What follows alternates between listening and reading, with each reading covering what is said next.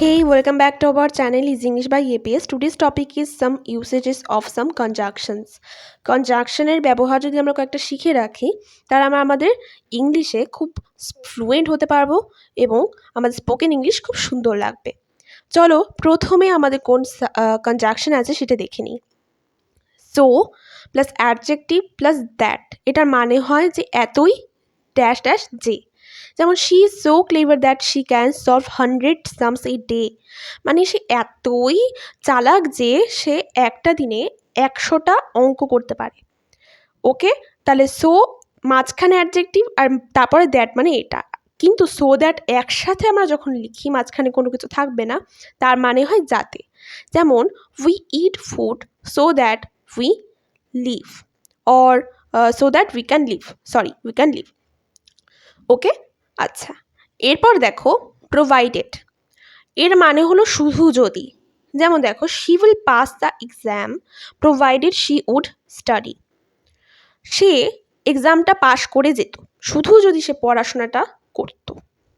ঠিক আছে, আরেকটা উদাহরণ দেখো, you could get the prize provided you would practise about it, তুমি প্রাইজটা জিততে পারতে শুধু যদি তুমি এটার ব্যাপারে প্র্যাকটিস করতে। ওকে, তারপর দেখো ইদার ড্যাশ ড্যাশ অর, এর মানে হলো হয় এটা অথবা ওটা, এবং ভার্বটা সেকেন্ড সাবজেক্টের অনুসারে বসাতে হবে। যেমন দেখো either she or I M A topper, অথবা আমরা এভাবে বলতে she or I M A topper, তাহলে এখানে অ্যাম ওই আই এর অনুসারে হলো। I will it either mango or burger, তাহলে এই ক্ষেত্রেও কিন্তু আমরা ব্যবহার করেছি ইদার অর, কিন্তু দেখো আমরা কিন্তু অবজেক্টের ক্ষেত্রে এভাবে বদল করতে পারি অথবা সাবজেক্টের ক্ষেত্রেও এভাবে ইদার অর দিয়ে ব্যবহার করতে পারি। নিদার নর বা নাইদার নর, আবার ওটাকে ইদার অর বা আইদারও বলা যায়, আইদার অর। এটাকে নিদার নর বলতে নয় এটা নয় ওটা, নিদার শি নর I will it the food, মানে না আমি না সে খাবারটা খাবে।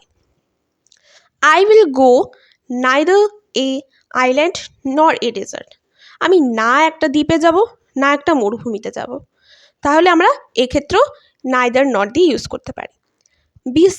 বিসাইডস হয় হচ্ছে এছাড়াও বোঝাতে, যেমন we have a car besides a house, মানে আমাদের একটা ঘরের পাশাপাশি একটা বাড়ির পাশাপাশি একটা গাড়ি আছে, বা এছাড়াও আমাদের একটা গাড়ি আছে, এরকম টাইপের।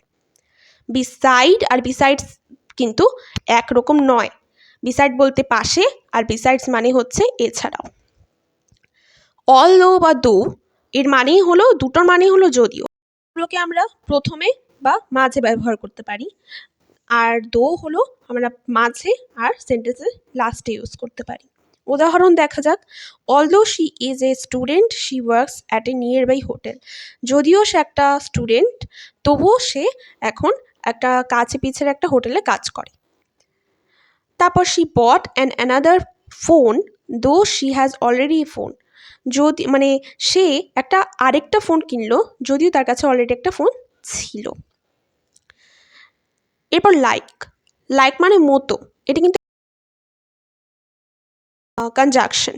যেমন I have a sister like you, মানে আমার তোমার মতো একটা বোন আছে, তাহলে এখানে কিন্তু লাইক অ্যাডজেক্টিভের মতো কাজ করছে। আর আনলাইক হলো এটার বিপরীত, মানে ভিন্ন বা বিপরীত। যেমন he looks unlike his mother, সে তার মায়ের মতো দেখতে নয়, আনলাইক মানে মতো নয়। ওকে, এরপর হলো হু, এটাকে এর মানে হলো যে, এবং এটি ব্যক্তি বোঝাতে ব্যবহার হয়। যেমন he is such man who always helps to others, মানে সে এমনই একটা মানুষ যে সবাইকে সাহায্য করে সবসময়। ওকে, আচ্ছা, হুইচ, এটি আবার আমরা বস্তু বোঝাতে ব্যবহার করি এবং এটি মানে যেটি।